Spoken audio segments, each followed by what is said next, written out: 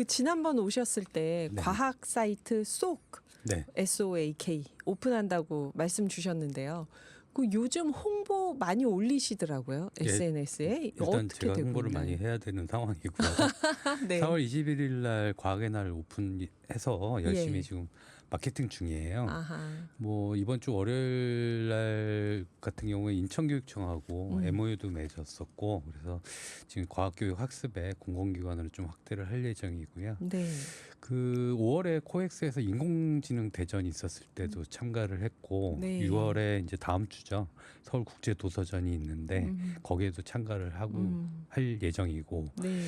그 도서전 같은 경우 이번에 테마가 매년 테마가 있거든요. 네. 테마가 믿을 구석이에요. 믿을 구석. 인문학적으로도 뭐 의미가 있지만 지금 이제 대략 떠오르시는 게 아마 환경과 관련이 많이 그렇죠. 있을 거라고 생각하실 그렇죠. 텐데 그래서 멸종과 최후의 보루라는 주제로 해서 과학 강연을 저희가 이제 도서전하고 공동 주최하는 그런 큰 행사들이 이제 줄줄이 있어서 네. 그리고 뭐 자체 서비스 내에도 이제 이벤트라든지 어워드 같은 거 있으니까 좀 많이 접속하셔가지고 과학 콘텐츠도 좀 즐기고 지구도 구하고 해주셨으면 감사하겠습니다. 요즘은 무슨 얘기를 해도 이게 과학에 기반된 얘기가 아니면은 얘기하는 사람도 불안하니까 이 행사 주최자들이 수업과 함께 하는 걸 되게 원할 것 같아요. 그래서 많은 분들이 같이 뭐 좀 지원도 해주시고 해서 아실 만한 분들 다 나오셔가지고. 네. SOAK 쏙입니다, 여러분. 이거 한번 앱을 깔 수 있는 거죠? 앱은 지금 아직 안 준비 되고? 중이고요. 웹사이트로 들어오시면 될 것 같습니다. 네.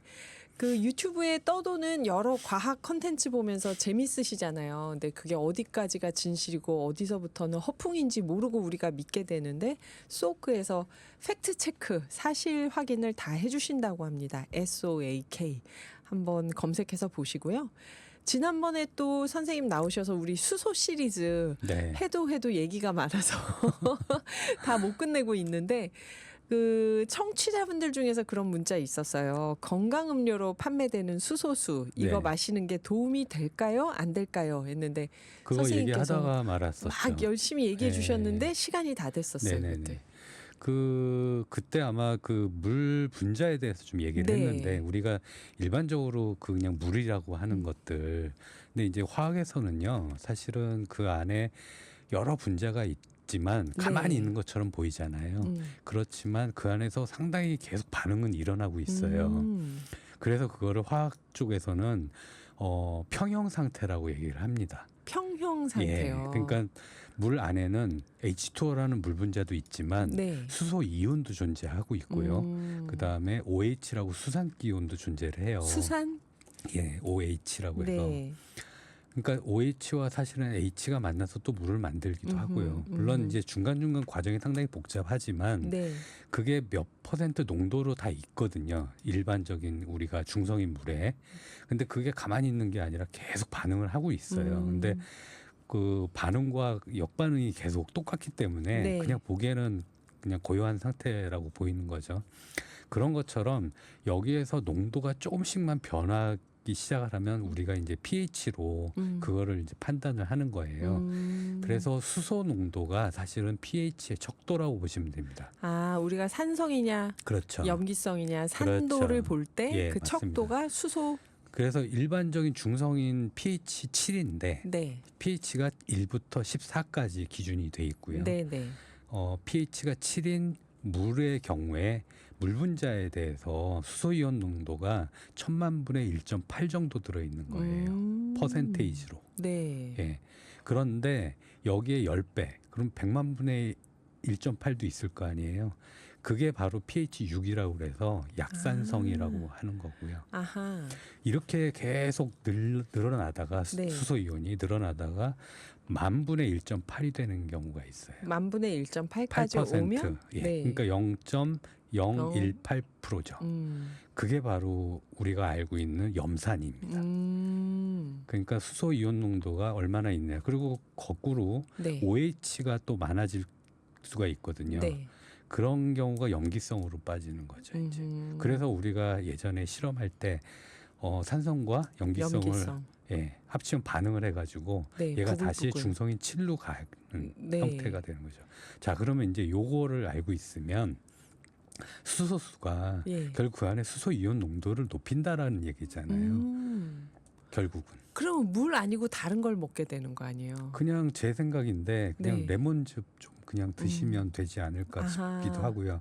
수소가 그렇게 많아진다고 해서 몸에 들어와서 예. 얘가 활성산소와 반응을 해서 활성산소를 없앤다고 얘기를 하는데 그건 세포단에서 일어나는 일이거든요. 네. 그러니까 위에서 먹게 되면은 예. 그 안에서 또 반응을 하고 음. 예전에 육각수 얘기를 할 때하고 육각수 비슷한 맞아요. 얘기예요. 그러니까 저도 막 사 먹었어요. 육각수가 그냥 찬물입니다. 그러니까 그러니까 제 생각에 수소수는 그냥 비슷한 효과를 정 보시고 싶으시다면 그냥 집에 있는 레몬물 정도에 드셔도 괜찮을 것 같은 생각이 더 드는 거죠. 좋은 식초를 조금 탄다든가 뭐, 산도를 좀 높이면 된다. 그렇죠. 어허. 그렇다고 합니다, 여러분. 수소수 일부러 사서 드시지 않아도 된대요. 레몬즙을 좀 탄다거나 산도를 좀 높이면 된다고 합니다. 그리고 선생님 나오실 오늘이 수소 시리즈 마지막으로 마무리 짓겠다고 하셨는데 오늘은 그럼 어떤 이야기로 마무리를 지을 계획이신가요? 마무리가 지을지는 잘 모르겠어요. 저도요. 예. 그 질문에 따라서 네. 어떤 답을 하냐에 따라서 일단은 좀 해보려고 했던 이유가 네. 너무 지금 3편에 걸쳐서 하고 있거든요. 그러다 보니까 혹시 마무리를 해볼까? 청취자분들이 지겨워하지 않을까. 아니에요. 지금 싶어서. 수소수만 해도 사실은 더 얘기하고 싶은데 시간 때문에 넘어간다고 생각했을 거예요. 저도 시간 때문에 청취자분들이. 얘기 못하는 부분이 그거예요. 그럼 과연 아까 레몬즙이나 뭐 물론 식초나 이런 거 드시면 건강에 좀 좋다고 네, 얘기를 네. 하잖아요. 근데 정확히 어떤 기전으로 그렇게 좋아지는지는 정확히 모르겠어요. 그런 부분들은. 네. 그래요. 그렇지만 저는 먹고 좋아졌다는 분들이 주변에 많으니까 우리 몸에 뭐 물을 많이 드셔서 그러시는 거 아닌가 싶어요. 그 상대적으로. 물과 일부러 무언가 산도를 높인 액체와의 차이가 그렇게 클까 하고 생각하신다는 거죠. 예. 그래요, 여러분. 모르는 건 모른다고 얘기를 하는 게 과학이다. 예. 네.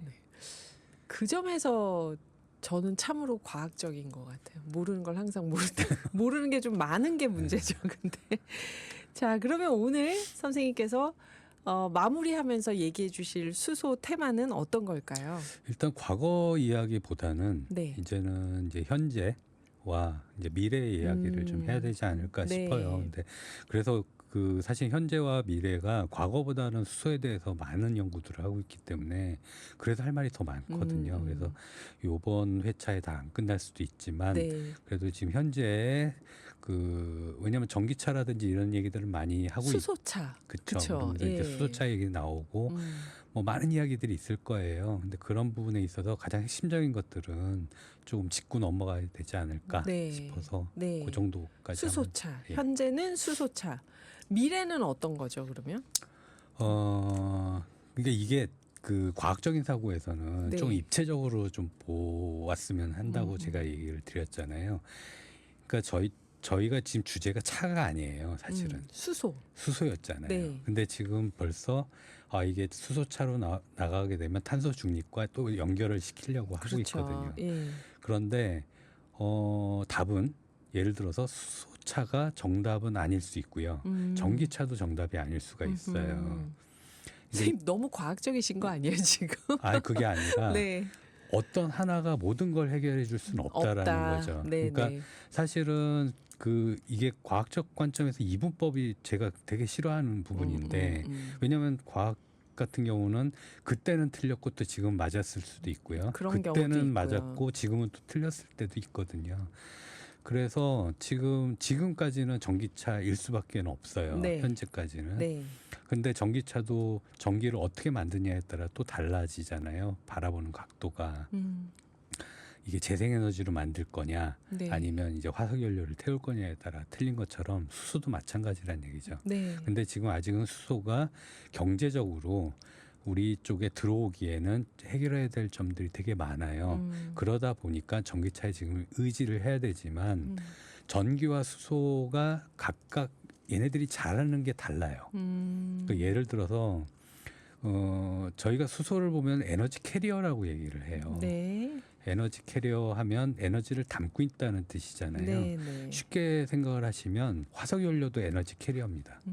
왜냐하면 에너지를 담고 있으니까. 담고 있으니까 얘가 이제 연소를 하면서 네. 방출을 하니까.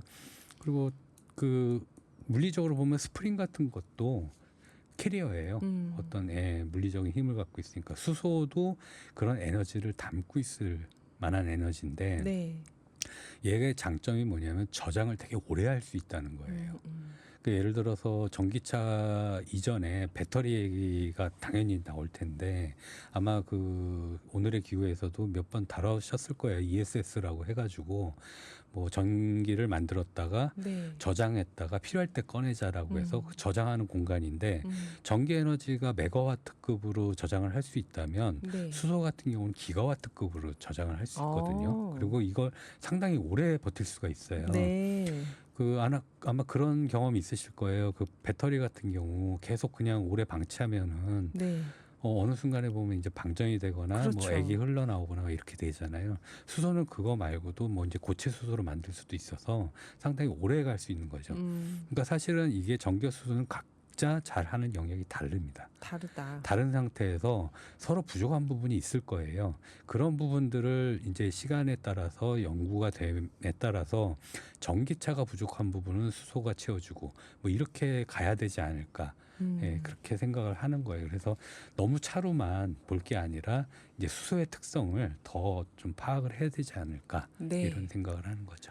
그러면 저희가 전기차냐 수소차냐가 아니라 수소의 특성을 좀 더 파악해보는 이야기 4부에서 김병민 선생님께 계속 들어보겠습니다. 밀라노님이 뭐라고 하시냐면 이번 회차 수소 시리즈 마지막 하지 마시고요. 나오고 또 나오시면서 수소 얘기 계속 해주시면 안 되나요? 왜냐하면 듣고 들어도 다 기억을 못하니까요. 다시 원점에서 시작해요. 조금씩 자주 설명해 주시면 좋겠습니다. 나오실 때마다 쏙 광고도 해주시고요. SOAK. 네, SOAK입니다, 여러분. 자, 선생님 그 안 그래도 청취자분들 중에서 문자로 질문해 주신 분이 있어요. 네. 최숙자님이 요즘 대중교통으로 버스가 수소버스가 다닙니다. 왜 안전한지 궁금한데요. 일반 차도 수소차가 나오고 있고요. 안전하니까 이렇게 차량이 나오는 거겠죠? 볼 때마다 궁금하더라고요. 이런 사실 질문 주셔서. 자동차 산업만큼 네. 보수적인 산업이 없어요. 아하. 예.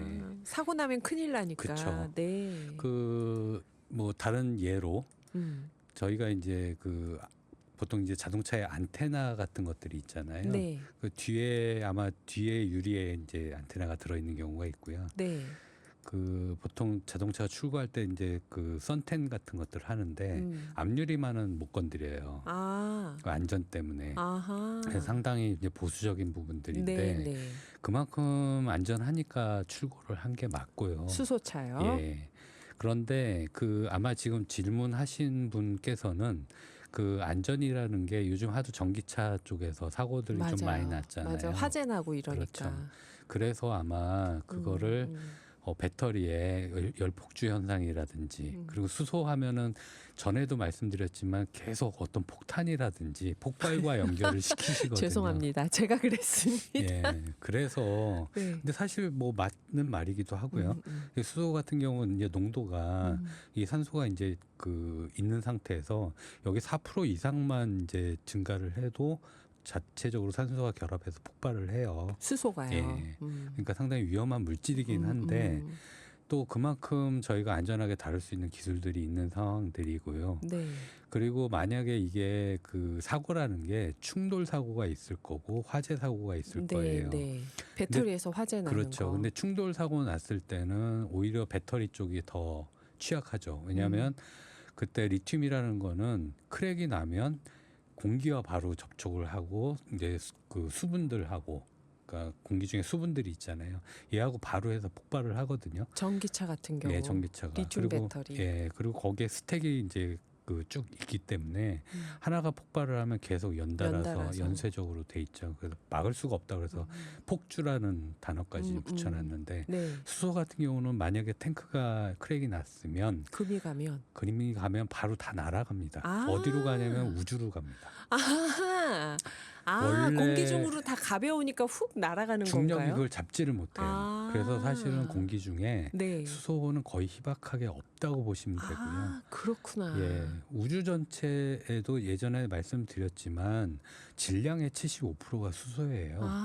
그럼에도 불구하고 지구 대기에 안 보인다는 뜻은 어딘가에 있다는 뜻이잖아요. 그게 다 물질에 붙어 있다라는 거고 다시 한번 상기시키면 지구의 70% 표면적을 70%를 덮고 있는 바다. 그 물에는 수소가 엄청나게 많이 존재를 하고 있죠. 그래서 아까도 이제 청취자분들이 질문하셨을 때 친환경차라고 말씀을 하셨잖아요. 그러니까 바라보실 때 차가 친환경이냐를 바라보고 계세요. 3476님이 친환경차가 대중화됐으면 좋겠다. 그렇죠. 그런데 전기차도 친환경 차입니다. 네. 그렇죠. 왜냐하면 전기가 일단 공급이 되면 그 이후에 온실가스가 나오질 않으니까. 그렇죠. 네. 수소도 마찬가지로 이번 퀴즈의 정답이 물이잖아요. 네. 수소도 달리기 시작을 하면 물밖에 안 나와요. 그러니까 문제는 이제 어디서 문제냐면 둘 다 친환경 차입니다. 그런데 지금 현재는 전기차고 아까도 말씀드렸지만 미래에는 수소차가 될 수도 있는데 수소차가 등장을 하면서 그럼 전기차가 다 사라져야 되느냐? 이 논리는 아니다라고 말씀해 드렸던 게 서로 각자 할 일이 다르기 때문에 장점이 다르다. 그렇죠. 그러니까 예를 들어서 ESS 같은 경우는 수소가 더 좋을 수 있고요. 에너지를 우리 집에서 재생에너지를 생산한다. 그랬을 때 전기차 배터리에 저장을 하는 방식이 좋다는 얘기들도 있던데 그거는 다르게 보시는 건가요? 비슷한 얘기예요. 다 비슷한 얘기인데 결국은 그 원재료 에너지를 갖고 있었던 원재료를 어떻게 생산하느냐에 따라서 일종의 원료죠. 그러니까 전기차로 따지면 결국 전기가 원료일 테고 수소차로 따지면 수소가 원료일 테고 아까 지금 가정집에서 전기를 생산할 때도 태양광을 쓸 수도 재생에너지로. 있고요. 아니면 집에서 만약에 수전의 방법이 잘 돼 있다 그러면 집에서도 생산을 할 수가 있어요. 수소를요? 집에서 저희가 만들 수 있나요, 수소를? 제가 간단하게 수소를 만드는 방법을 알려드릴게요. 오늘의 하이라이트는 이 대목이네요. 집에서 수소를 어떻게 만들어요? 이번 주까지 다 못 마칩니다. 괜찮습니다, 선생님. 괜찮습니다. 사실은 수소를 물에서 얻게 되잖아요. 그 뜻은 뭐냐면 물이 H2O로 돼 있기 때문에 이 H2O에서 분자 결합을 깨면 됩니다. 그 깨는 방법이 에너지만 있으면 되거든요. 그래서 그 에너지를 물론 이제 지금은 수소를 만드는 방법이 되게 많아요. 많은데 지금 96%가 지금 어디서 만들고 있냐면 화석연료에서 그냥 만들고 있어요. 그러면 이거는 수소가 친환경이 아닌 거죠? 아니죠. 그러니까 예를 들어서 1kg의 수소를 만들려고 이산화탄소가 10kg이 나옵니다. 지금 현재는. 그래서 이게 되게 그러니까 싸요. 싼데 불구하고 이게 보통 킬로그램당 한 1~2달러 정도 할 거예요, 얘가. 그런데 지금 제가 말씀드리려고 하는 방법은 수전의 방법이라고 그래서 전해. 수전해. 그렇죠. 왜냐하면 연료전지가 결국은 산소와 수소가 만나서 전기를 생산하는 것처럼 전기를 주면 원래 물도 끊어지게 돼 있었어요. 그게 원래 먼저 발견을 했었던 거거든요. 그래서 캐번디시라는 분이 예전에 말씀드렸잖아요. 그러니까 에너지를 줬더니 물이 깨지면서 수소를 발견하신 분이죠. 물론 이제 그 하이드로젠이라는 이름을 그분이 붙이진 못했지만 그 방법을 그대로 지금까지 쓰고 있는 거죠. 그래서 사실은 수전의 방법으로 하게 되면 얘는 만약에 그 수전의 방법 할 때 에너지를 넣게 되잖아요. 그 에너지가 전기 에너지인데 이 전기 에너지를 만약에 재생 에너지를 쓴다라고 하면 처음 생산에서부터 얻기까지 그다음에 그걸 가지고 자동차라는 운송수단을 탈 때까지 전혀 온실가스가 나오질 않습니다. 아하. 그래서 그린 수소라고 얘기를 하는데 네. 그러면 집에서 예를 들어서 어떤 식으로 만드냐? 그린 수소를 화학 실험을 한다 그러면 뭐 되게 거창할 것 같지만 네. 그건 아니고요. 원래 물을 깰 수 있는 에너지가 얼마부터 가능하냐면 1.23V 이상이면 가능해요. 그러면 일반적으로 건전지 집에 있는 건전지 네, 있잖아요. 네. 건전지 갖고도 가능하다는 얘기고요. 이거를 직접 실험을 할 때 그냥 일반 건전지 같은 경우는 그 음극하고 양극이 양쪽으로 나눠져 있기 때문에 네. 좀 거기다 선을 또 이어야 되고 귀찮아요. 그러니까 제일 좋은 방법은 이건 집에서 그냥 그 집에 아이들이 있으면 같이 실험해도 되는데 그 9V 건전지가 있어요. 약간 네. 사각형으로 돼 있어서 아. 그 앞에 전극이 양쪽이 다 같이 보이는 게 있죠. 아, 옛날에 라디오에 묶는 그 사각형 큰 건전지 큰 거 말고 얘기하시는 작은 거 거예요? 있어요. 작은 게 있는. 예, 네. 그러니까 그 이건 다른 얘기지만 집에 도어락이 네. 만약에 방전이 돼가지고 아. 열지 못하면 그 편의점 가서 예. 9V짜리 조그만 거 있습니다. 예, 예, 그거 예. 앞에 대게끔 돼 있거든요. 양쪽으로 돼 있어요. 그래서 한쪽 면에 다 음극하고 양극이 보이거든요. 네. 플러스 마이너스가. 한쪽에 음극 양극이 다 예, 있다. 그걸 그냥 물에다 넣으면 돼요. 아. 그쪽을. 아. 그리고 한참 기다리면 왜냐면 그럼 제 9V이기 손에 때문에 막 갑자기 전류가 흐르거나 아니, 그러진 전혀 그렇지는 않죠. 않아요. 예. 네. 또 물에다 무식한 넣게 질문했나요? 되면 네. 그 9V에서 물이 아무래도 전해질 역할을 하거든요. 네. 그러면서 그 물 분자를 깹니다. 그래서 그 전극을 그 유심히 들여다보고 있으면 거기에 예. 기포가 발생을 해요. 오. 그래서 음극 쪽에는 수소가 발생을 하고요. 네. 양극 쪽에서는 산소가 발생을 하고 있는 거예요. 오. 아니, 그게 바로 전기로 물을 분해하는 방법이에요. 실험적으로나 그 연구실이나 이런 데서는 아주 양질의 수소를 만들 수 있어요. 그런데 왜 지금은 네. 이 수전의 방법이 아까 그 보통 이제 SMR이라고 해가지고 이제 화석연료에서 얻는 부분들 예. 온실가스를 많이 발생을 한다고 그래서 이제 그걸 그레이라고 얘기를 하는데 네, 네, 네. 그레이가 있고 요즘은 이제 그 나오는 이산화탄소를 또 포집을 해요. 똑같은 방법인데. 네. 그러면 그래도 온실가스가 대기에 배출은 안 되잖아요. 네. 그래서 거기까지를 블루라고 그냥 정해놓은 봐주는 거예요. 건가요? 예. 그 다음이 바로 그 그린으로 가서 수전의 방법밖에 없는 거죠. 없네. 물론 그 사이에 뭐 암모니아를 분해를 한다든지 부생수도 있긴 하지만 네. 몇 프로 안 되고요. 지금 연구는 다 수전의 방법으로 가야 되고 그런데 이게 대량 수소를 만들려면 네. 그게 이제 에너지가 지금 많이 들어가니까 전기가 많이 필요한 필요하니까 거죠. 그래서 지금 킬로그램당 이게 나라마다 좀 다른데 네. 왜냐하면 이게 단순하게 그 연료만 있는 게 아니라 수전에를 그 할 수 있는 그 장치 가격이라든지 이런 거 여러 가지 복합적인 것들이 들어와서 네. 대략적으로 보면 한 $10 정도 할 거예요. 그래서 최근에 뭐 우리나라에서도 그 수소를 만들어서 수출을 했다는 회사 얘기를 들었는데 거기도 한 지금 환율 때문에 대략적으로 한 15,000원 정도 킬로그램당 뭐 네. 이렇게 얘기를 하는데 그거를 사실은 거의 1,500원 수준까지 내려줘야지만 경제성도 있고 만약에 1,500원까지 내려간다고 하면 수소차가 전기차하고 같이 이제 대등하게 서로 부족한 부분을 메울 수가 있는 거죠. 지금 버스 같이 대형 버스나 좀 그 큰 기계들 네. 이런 것들은 수소로 작동하는 게 훨씬 더 유리한 상황이고요. 아하. 예, 전기차들은 지금 이제 아무래도 소형차는 좀 작잖아요. 네. 그러다 보니까 그 안에 이제 배터리 팩도 들어가야 되고 또 수소 연료전지도 들어가야 되고 뭐 그 여러 가지 비쌀 수밖에 없는 구조. 뭐 게다가 이제 그 충전소의 문제들 뭐 여러 가지가 있죠. 사실 뭐 현대차에서도 넥소라고 내보냈잖아요. 그 충전도 되게 빨라요. 빠르고 한 5분 충전하면 600km까지 갈 거예요. 그런데 그런 것들이 차는 준비가 돼 있다 하더라도 네. 인프라부터 생산, 그다음에 충전하고 전송하고 뭐 이런 비용들이 송배전. 또 예, 네. 그렇죠.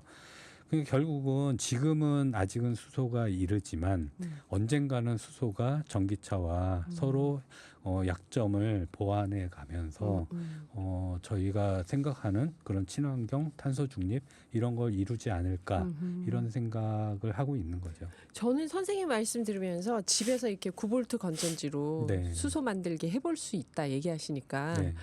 이거 나중에 조금 더 발전하면 집에서 태양광으로 전기 만드는 것처럼 네.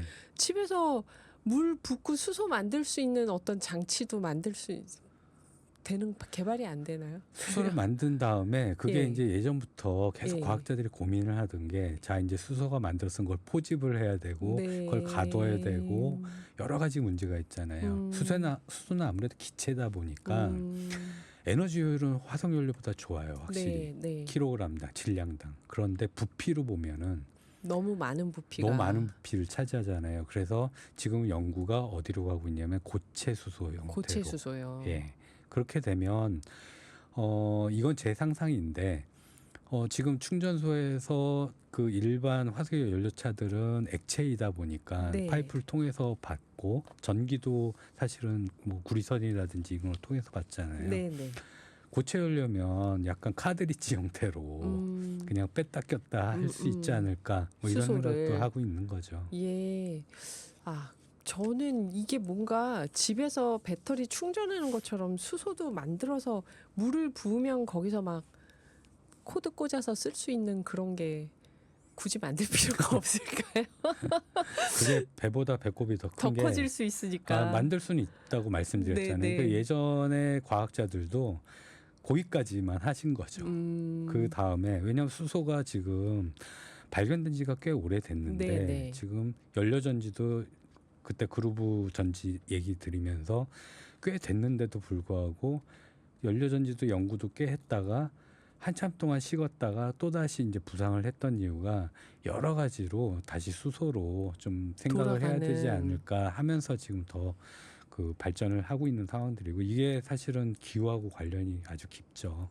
네. 기후가 이렇지 않았다면 우리는 수소로 우리는 돌아가지 수소로 않았을 돌아가지 것이다. 않았을 거예요 아마. 그래요, 여러분. 이게 기후하고 어떤 관련이 있는지 선생님께 노래 한 곡 듣고 또 이어서 여쭤보겠습니다. 김병민 선생님과 수소 이야기 나누고 있는데요. 선생님 아까 음악 나가기 전에 이렇게 기후 위기가 오지 않았으면 우리는 수소로 다시 돌아가지 않았을 것이다 하셨는데 어떤 점에서 기후 위기 시대에 수소가 주목을 받게 된 걸까요? 사실은 지금 수소차 같은 경우는 네. 저희가 이제 그 친환경으로 가기 위한 뭐 일종의 그 작은 수단 정도라고 생각하면 될 것 같아요. 이게 수소차가 모든 걸 다 해결해 주는 건 아니잖아요. 네. 지금 사실 인류한테 닥친 문제는 에너지예요, 에너지. 결국은. 그러니까 에너지를 얻기 위해서 사실은 지금까지 땅을 파온 거거든요. 네. 예, 그래서 구덩이를 너무 크게 파놓은 거예요. 다른 구덩이를 파버린 거죠, 사실은.